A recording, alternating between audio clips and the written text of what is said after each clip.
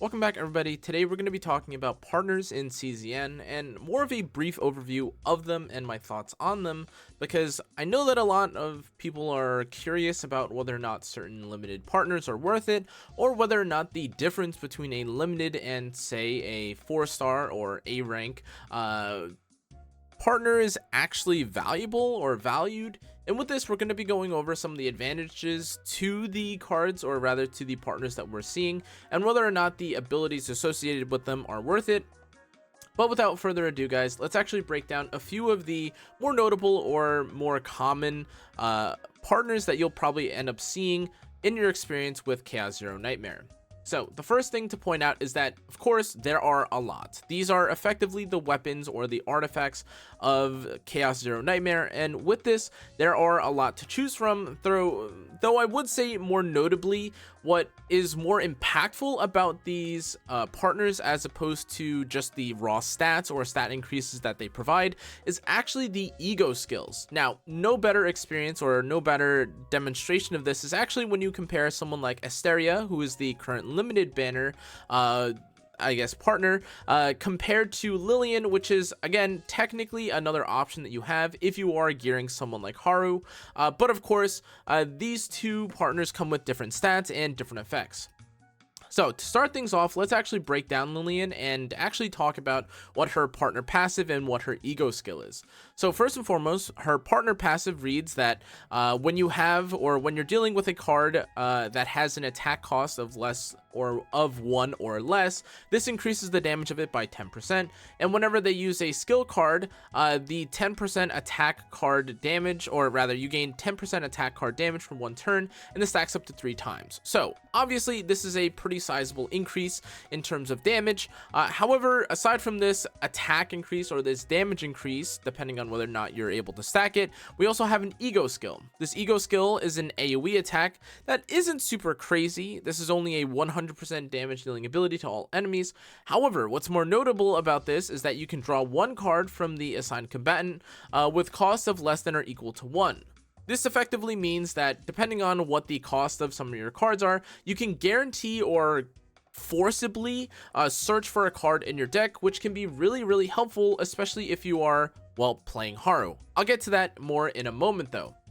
If we actually move to Asteria's card, however, or rather Asteria's partner card, this has an effect where if you are using a card with a cost of 2 or more, you deal 25% increased damage, and you also have a 10% increased damage of the assigned combatant's pulverized cards. Now, this does effectively have not only a direct increase or a higher direct increase of damage just from the direct passive, it also obviously affects additional pulverized cards. Now, to call or to point out the obvious, the striker passive of the limited partner is obviously going to be better, and with this, and in case you're curious, the amount of attack that you gain from a limited partner is also decently higher than a non-limited, and especially a 4-star. It is also worth mentioning, however, that obviously from what you're seeing right now, this slight increase is not super significant. It's literally an increase of 3 attack, which is not necessarily nothing, but obviously this is at level 1, so not really worth talking about. However, what I do think is way more important or more relevant here is actually Light of the Arc, which is the Asteria ego skill card. Now, again, whether or not you choose to believe that a damage dealing card at the moment is maybe a bit inflated in terms of value because a lot of our characters or our cards aren't fully built out yet, is completely up for debate, though I understand both sides and arguments towards this. However, regardless of this, increasing 20% damage to the next attack card used by the assigned combatant by the total cost of all cards in your hand, with a maximum of this being 10, is a ridiculous obvious nuke. Now, if you can imagine, you are obviously going to use something like Light of the Arc in combination with Haru's Anchor Shot, but let's actually break down Haru specifically, because you need a bit of context to understand why or how any of these cards even work with her, or rather these partners work with her. So let's actually start by talking about her starting cards, or more so how Haru works as a character. Now, Haru has a couple of unique cards, most notably, or more interestingly, especially if you're using Lillian, is the unique card known as Anchor Pointer. Now, this doesn't necessarily guarantee the fact that she will pull out an anchor pointer. However, if you are able to use an anchor shot or use Lillian's ability after having used anchor shot and then pull out another anchor pointer and then use her anchor shot again, this could be one of the several ways that the comboing of Lillian, even regardless of the comparison to Asteria, is pretty decent. That said, and as you're right to probably notice in this case, there is a chance that you may end up pulling something like Charge Energy, or you may end up using something like Lift Anchor. So in a more, realistic or more curated sense, there is a fair chance that either you will end up pulling one of these buff cards, which may lead you to change your game plan and use Lillian before you actually end up using Anchor Shot, or, which I think will probably happen to a lot of players currently, you may end up actually just getting one of these starting cards that are way worse than something like Anchor Shot, or obviously something worse than one of the unique cards. Now, obviously getting something like Anchor is not the worst, the worst result in the world, but if you end up getting something like Anchor Shot and you aren't able, Anchor Drop, and you aren't able to prune or curate or remove this card from your deck beforehand, Lillian's card, or Lillian's partner effect, ego skill specifically, I think will be way less valuable. Now, there is the obvious kind of, elephant in the room here, which is in terms of the damage that we're seeing here. There are a lot of cards here that will allow you to stack up the ego skill of Asteria. And now, in addition to this, if you are effectively able to multiply the damage of something like Anchor Shot, which is pretty significant, you're obviously going to one-shot whatever you end up using with Anchor Shot. Now, to be clear, this isn't to say that Haru is the most broken character in the entire world, or that she's even unplayable without Asteria,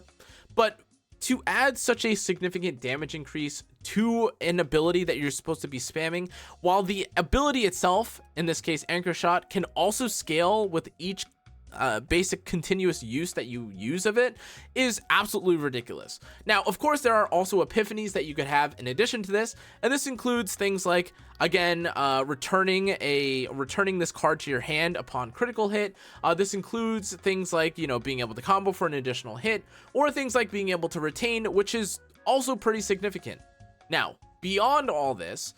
my opinion of the the initial cards or partners that we have access to is that, yes, some of these partner, or rather these limited partner, are going to be really good. Like, as you can see just from the stats and the passive effect of Asteria alone, this is already going to be a pretty sizable damage increase to Haru even in this early game. However, what I think is more relevant here is that this ego skill is actually pretty just broken, like all things considered. Now, again, it may and is very likely just a condition or a result of the game right now not being developed enough for us to experience more than, oh my gosh, more damage equals more better. Like, that's just kind of the way that the game is being played out at the moment, in addition to, of course, card generating or cycling. But as a result, though we aren't able to see the full effect or the full depth of the game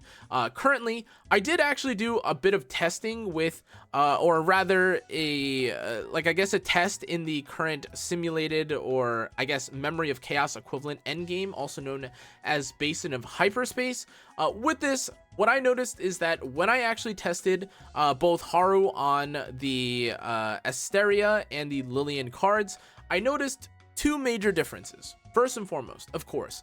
it is nice to be able to obviously deal an insane amount of damage, and from my testing, as you can see here, there was actually a pretty sizable increase with me dealing about 350 damage with Lillian, but then around 450 damage with the Asteria card, which is a pretty sizable increase. That said, once I used my ego skill, you could see the pretty sizable difference here right now, where I was able to do up to something crazy like around 1,000 or so damage, which is pretty good, honestly, even just for Haru's one ability. But by comparison, when I ended up using Lillian's partner card, despite me even getting lucky and being able to use an Anchor Shot here, the damage was significant but not insane, especially compared to the limited partner. overall with this, I would probably say that in terms of value, the value of a partner card really does depend on what agent or what card that you have access to, but I would also just like to point out that depending on what card or what character or what category that you're comparing them to, there aren't really even that many partner cards that you could pull for, yet alone use if you're using a more free-to-play approach to the game. For instance, or for a lot of people, you'll probably be building up a character like Mika, and with this, you can even see right now that your options are kind of just Arwen, Alyssa, and Yvonne, unless if you somehow randomly or decide to pull for, I guess, some limited or rather some high rank or 5-star partner cards, which just doesn't seem as valuable as having access to more characters at the moment. Now, I do also want to point out that, of course, we've been given a bunch of free resources and mail with a bunch of basically pull currency, which is fine. But again, as a free-to-play, it doesn't really feel like you'll have access to much more than the partner cards. And thankfully, at least from what I've seen so far, though the difference is a bit of performance gap between the 5-star and the I guess the 4-star partner cards, the difference doesn't seem to be super significant, with even one of the better ones being something like Nyx, where you of course increase the amount of damage dealt by allies, which is going to be significant. But even if you compare this to Alyssa, you still of course have the ability to heal, which is ultimately what you're looking for something like this card. Now, ultimately guys, I don't want to make this so much of a